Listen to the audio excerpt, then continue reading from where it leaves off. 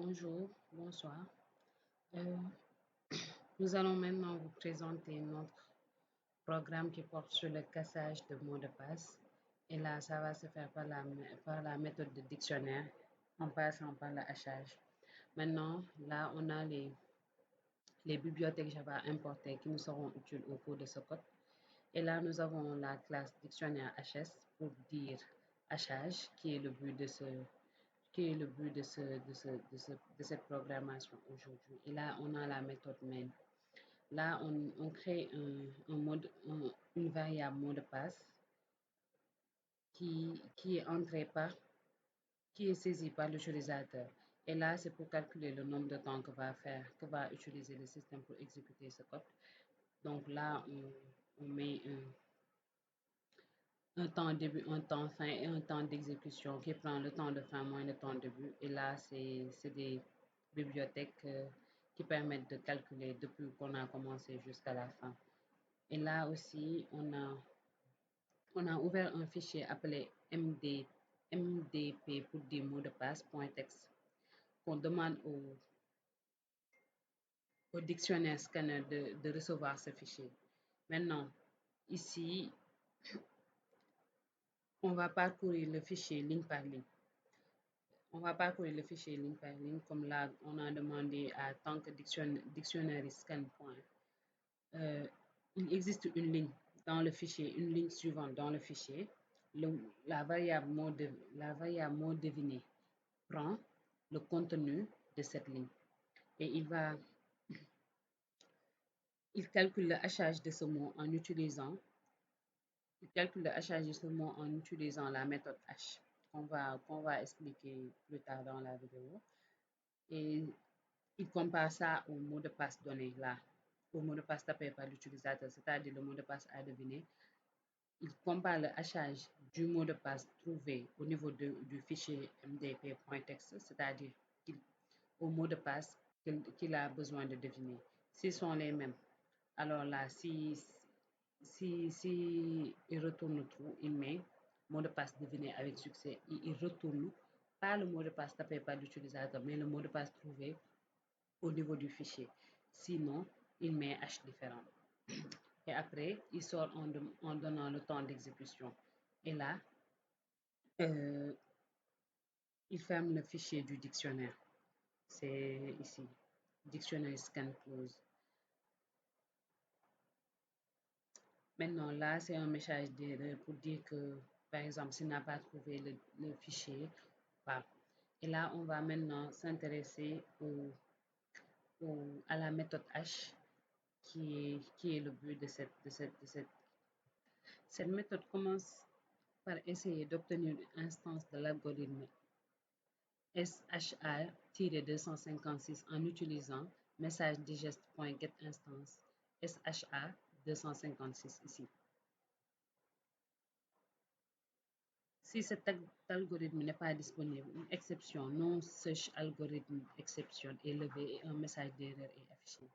Ici, algorithme de hachage non disponible.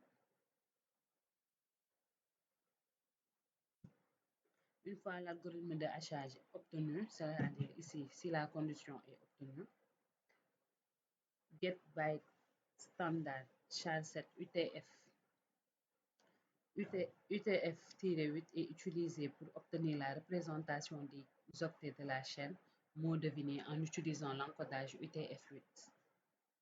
Ensuite, la méthode digest de l'objet message digest est appelée avec les octets de la chaîne pour calculer le hachage. Cela renvoie un tableau d'octets représentant le hachage calculé. La boucle for ici parcourt chaque octet du tableau de hachage en code H. Et pour chaque octet, il est converti en une représentation hexadécimale à l'aide de string point formant. Les représentations hexadécimales de chaque octet sont ensuite concaténées pour former une chaîne hexadécimale complète. Et finalement, la chaîne hexadécimale résultante est envoyée en tant que hachage de la chaîne d'origine. Voilà ce que fait maintenant la méthode H. Et maintenant, pour chaque mot qu'il prend en entrée ici, comme il a pris en entrée mot deviné, il fait ce travail. Donc là, on va tester pour voir si ça marche. J'espère que l'explication a été claire. Et on va maintenant tester pour voir si ça marche.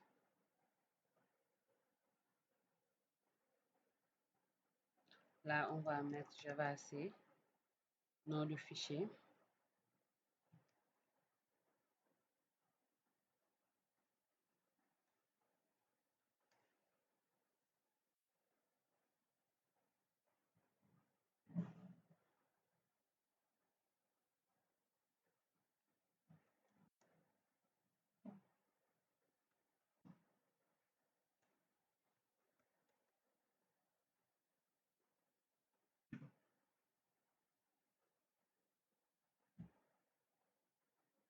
Là, il me demande d'entrer le mot de passe. Par exemple, je mets Fatih. Il me dit H différent. Temps d'exécution 0.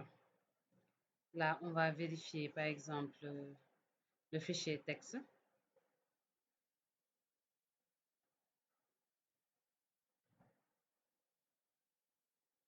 Le mot de passe entré, c'est Fatih. Là, on va tester un autre. Là, on va tester un autre qui existe.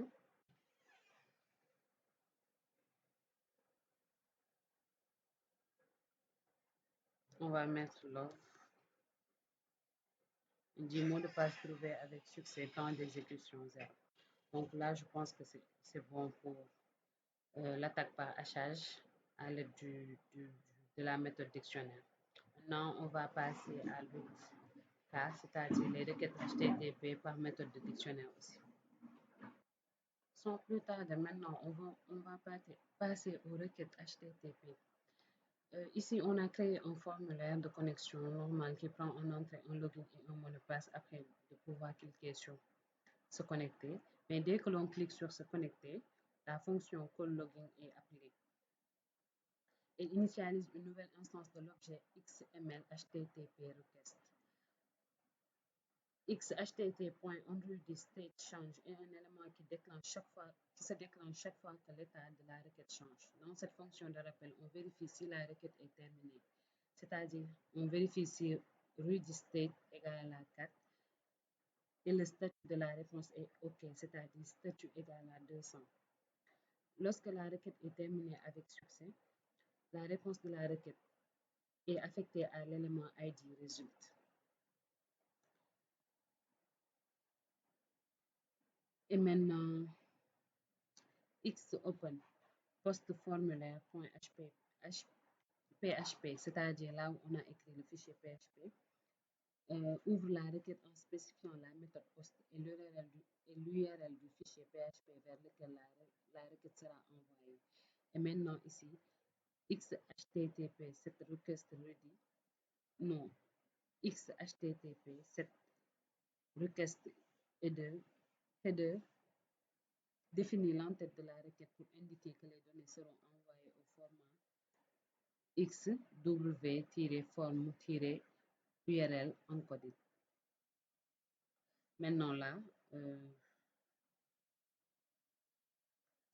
là, il récupère les valeurs des variables username et password qu'il concatène au niveau de la variable param et pouvoir l'envoyer par xhtp.send.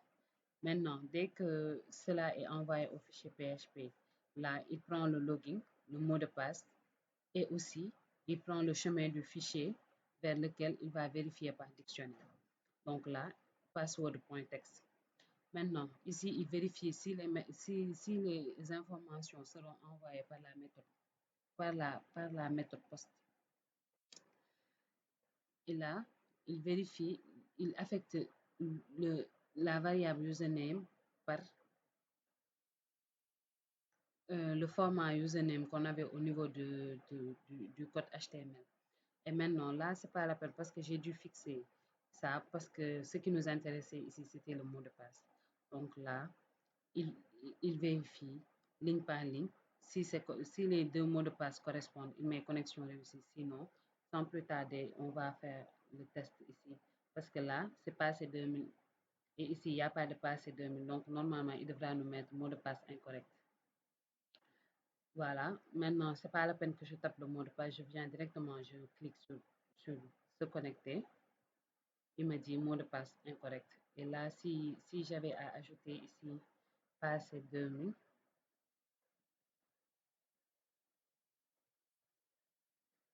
et que j'enregistre, que je réactualise la page, et que je mets se connecter, il me dit connexion réussie. C'est ce qu'on a réussi à faire pour les requêtes HTTP et mon camarade avait fait, ma camarade du moins, Aminata Dem avait fait pour requête HTTP par méthode brute force. Merci.